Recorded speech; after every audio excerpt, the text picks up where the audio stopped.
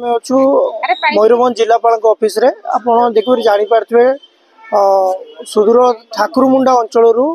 ଆଦିବାସୀ ଭାଇମାନେ ଏବଂ ଭଉଣୀମାନେ ଆସିଛନ୍ତି ଏବଂ ତାଙ୍କର ଗୋଟେ ଗ୍ରିଭେନ୍ସ ନେଇ ଆସିଛନ୍ତି ଯେ ସେମାନେ ଯେଉଁ ଜାଗାଟାକୁ ଚାଷ କରୁଥିଲେ ସେଠି କିଛି ଲ୍ୟାଣ୍ଡ ମାଫିଆ ମାନେ ସେ ଜାଗାଟାକୁ ଜବରଦସ୍ତ ମାଡ଼ି ରଖିଛନ୍ତି ଏବଂ ତାଙ୍କ ଲ୍ୟାଣ୍ଡକୁ ସେମାନେ ଚାଷ କରିପାରୁନାହାନ୍ତି ସେ ଜାଗାକୁ। ସେଥିପାଇଁ ଆମର ତାଙ୍କର ଯେଉଁ ପ୍ରତିନିଧି କରୁଛନ୍ତି ତାଙ୍କର ଯେଉଁ ଅଛନ୍ତି ଆସନ୍ତୁ ତାଙ୍କ ସାଙ୍ଗରେ କଥାବାର୍ତ୍ତା କରିବା ଏବଂ ଜାଣିବା ଯେ କ'ଣ ହେଇଛି, କୋଉଥିପାଇଁ ସେ ଆଜି କଲେକ୍ଟରଙ୍କୁ ଆସି ଆସିଛନ୍ତି ଦେଖା କରିବା ପାଇଁ। ଆପଣ ନା ଗୀତା ହେମ୍ବ୍ରମ। ମୁଁ जेहेतु सोशल वर्क हिसाब से काम करे फेसबुक रे प्राय वीडियो छाड़े तो सेठू मो नंबर पाई जो ठाकुरमुंडा ब्लॉक रो आदिवासी जोड़ा कि आमर से केसडिया जीपी केसडिया गाँ जीपी भी केसडिया ना केसडिया जीपी केसडिया गाँ से सान केसडिया बोली कहती ब्रैकेट लिखा हो चांदीकुमा तो सेठिकार आदिवासी मैंने तो जिते बड़े मत फोन करते कहले आम आपन को भेटापी जीवु मुझे कहीं ना आम बारी एत बाट कहीं आसबू कौन कथा मत कहतु तापर से जहाँ कहले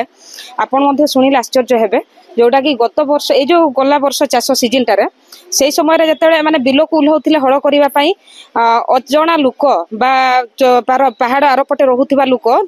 हठात आसिक से आक्रमण करते जमी को आटाक करते आम भी चाष करूँ आम पूर्वपुरुष ये गाँव में रोते जंगल काटिकी सफा करते तेणु आमर भी भाग अच्छी आम भी पाइबू से कहले आमर तो जोटा दस्तावेज जोटा पूर्वर देते 1900 केते मसीह दिखाई बोधे मोर मन पड़ूनी 35 ना 55 मसीह सेटा अच्छी जो मैंने बसवास से परमानेंट करूँ अच्छी विथ घर डीह 4 डिसमिल लेखा पाई जदि घर डीह 4 डिसमिल लेखा पाई एम घर करके रही चाषबास कर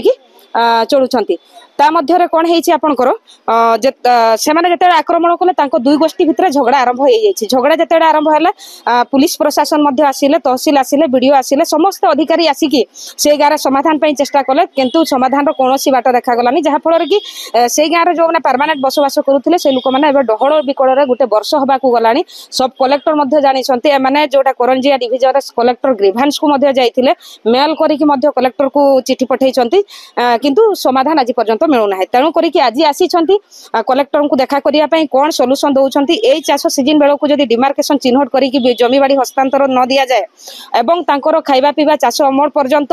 जमती से खाई बंचे जीवन जीविका करेंगे से जेहेतु पहाड़ जंगल भितर रहिले से इनकम रोजगार ना टाउन होती बारिपदा टाउन होती सहर कम कर चलीजे गोटे वर्ष तो से भाया जेहेतु व्यवस्था नहीं से 15-20 दिन अपेक्षा करेंगे आज दबा कलेक्टर को जनइबा जदि किसी समाधान न कले से निष्पत्ति नहीं सारी गाई गोरु माने परिवार जहाँ अच्छा मनीष संगे जहाँ पशु पक्षी पाली सबू नहीं आसिक कलेक्टर ये एरिया कैंपस भितर बांधिदेवे टाउन सहर कम करेंगे और चढ़े जमी जो पर्यंत हस्तांतर होनी से निष्पत्ति नहीं कि आज आसी ग्रामवासी। ठीक अच्छे धन्यवाद। जमी से शुणुले जमी को सेठिकार जो मैंने लैंड माफिया अच्छा से जमी को आसी जबरदस्त कर पूरा गाँ सारा जमी को पूरा गाँ सारा लोक आसमी पाई पारना से आज कलेक्टर कर अल्टीमेट जदि समस्या समाधान 15 दिन रू 20 दिन मध्य न हुए से आनिकी पशु पक्षी जी अच्छा ये रखिए और सहरांचल जा कम कर परिवार को पोषण करेंगे। मयूरभंज बारिपदारू दीपक पाणिग्राही रिपोर्ट कहाँ।